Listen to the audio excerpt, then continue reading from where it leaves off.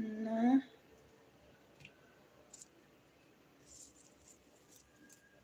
ብዙ ቤት እየዞርኩ አይደለም።